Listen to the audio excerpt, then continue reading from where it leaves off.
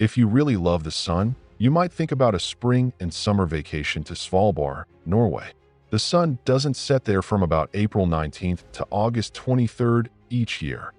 This phenomenon occurs because the Earth is tilted on its axis by approximately 23 degrees. Svalbard, a remote Arctic archipelago just 1,300 kilometers from the North Pole, is a land of glaciers, barren tundra, and extreme conditions. Despite its harsh environment, people have lived here for years, raising the question, what draws individuals to such an isolated place? Surprisingly accessible for an Arctic destination, Svalbard lies between Greenland and mainland Norway. Regular flights from Oslo and Tromsø reach its main settlement, Longyearbyen. Unlike many Arctic regions, no special permits or expeditions are needed, making it one of the easiest gateways to the high north. Who owns Svalbard? Svalbard's geopolitical status is unique. Before 1920, no country officially owned it. The Svalbard Treaty granted Norway sovereignty while allowing over 50 countries, including Russia and North Korea, to conduct economic activities. However, only Norway and Russia maintain settlements today, with Longyearbyen, Norwegian, and Barentsburg, Russian, being the main communities. Legally, Svalbard is a visa-free zone, allowing people of any nationality to live and work there. However, since flights route through Norway, travelers may still require a Schengen visa. Border stamps issued upon departure from Norway create the impression that Svalbard is a separate jurisdiction. Naming Svalbard has been a subject of debate. Norway officially refers to the entire archipelago as Svalbard, but Austria, Germany, and Ukraine still use Spitsbergen, which technically refers only to the largest island. Historically, Russia called it Grumman.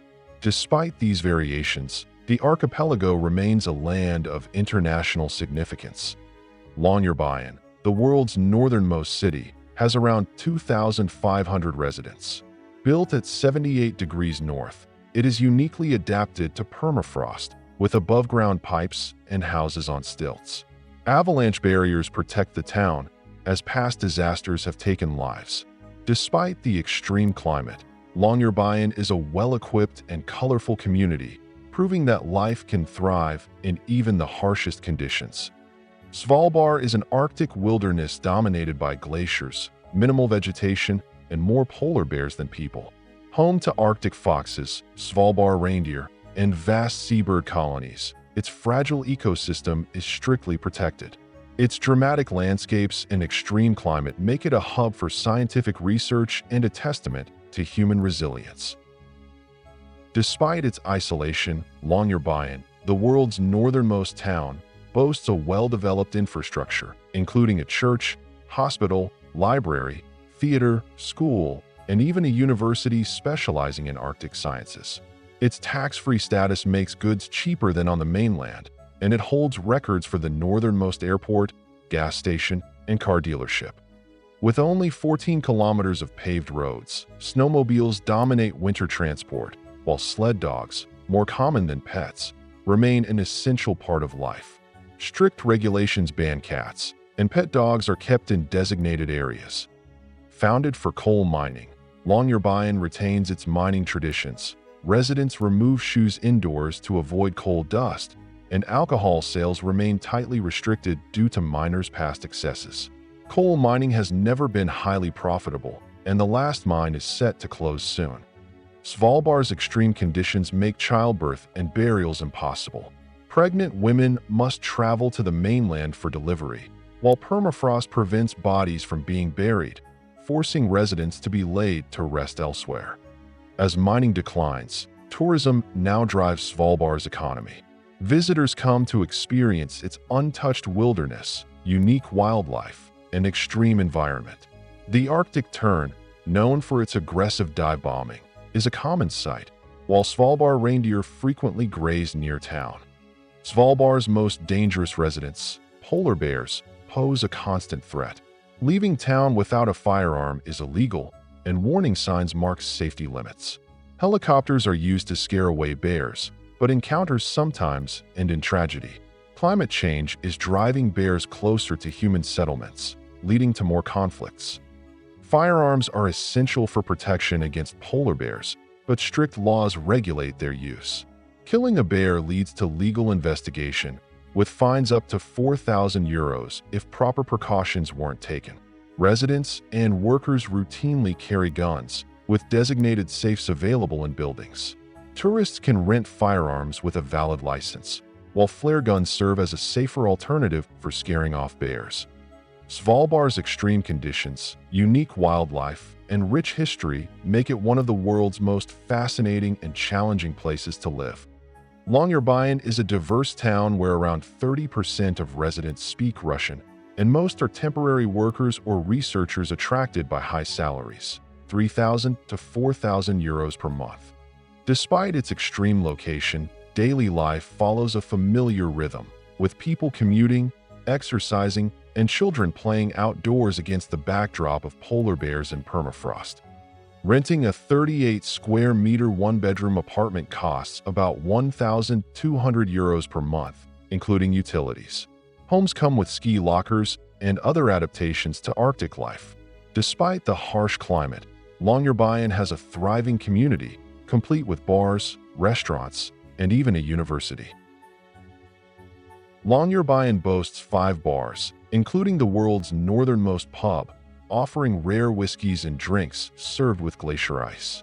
The town's own brewery, founded by Robert Johansson, produces 10 varieties of beer after overturning a 1928 alcohol production ban.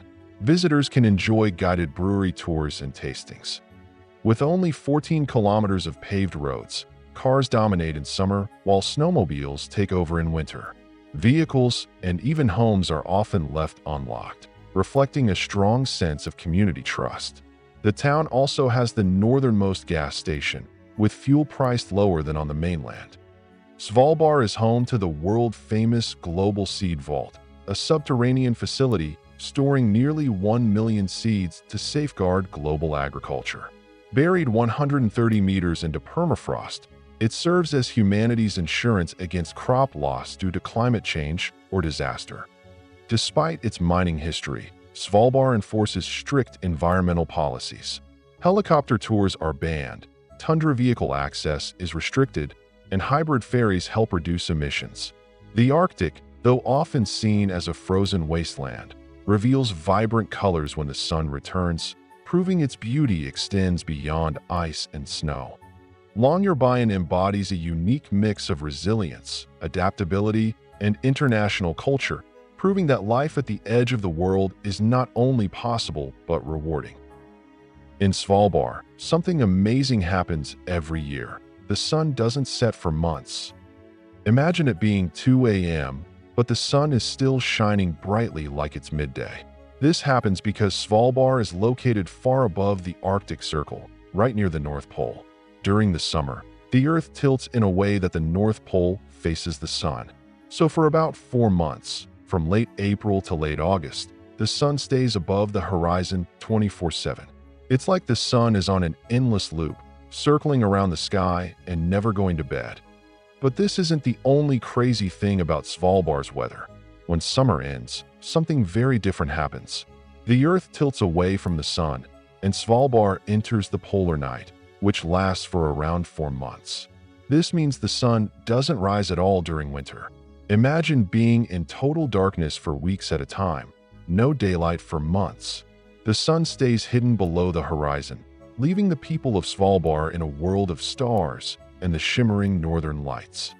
How do people live with this strange day and night? Living in a place where the sun never sets or never rises can be tricky, but people in Svalbard have learned to adapt to these extreme conditions. During the midnight sun, when the sun is up all night, most people adjust by using blackout curtains in their homes to make their rooms dark enough to sleep. This is important because it can be hard to sleep when it feels like daytime all the time. People also try to stay on a regular schedule even though it's light outside. In the summer, they take advantage of the endless daylight to work, hike, and enjoy the outdoors. Since there's no night, they might go for a hike or a walk at midnight, enjoying the special quietness that comes with the midnight sun. It's like having an extra long day, and there's lots of time for adventure. How does it affect people? The constant daylight can be exciting, but also a little confusing for people's bodies. Our bodies have something called a circadian rhythm, which helps us know when to sleep and wake up based on light and dark. In Svalbard, though, this rhythm can get mixed up because the sun is always shining during summer. So, some people might feel a little tired or have trouble sleeping, but they get used to it. When winter comes and it's dark all the time, things change again. People in Svalbard use special lights called light therapy lamps to help them feel like it's daytime, even when it's pitch dark outside. They also make the most of the little daylight they do get by spending time outside and staying active to keep their energy up. People in Svalbard often feel more energized during the long days of summer, but they have to be extra careful during the long winter nights to stay healthy and happy. Even though it sounds strange, the long periods of sunlight and darkness make life in Svalbard unique. People here are tough and have found fun and creative ways to enjoy both the endless summer days and the dark winter nights.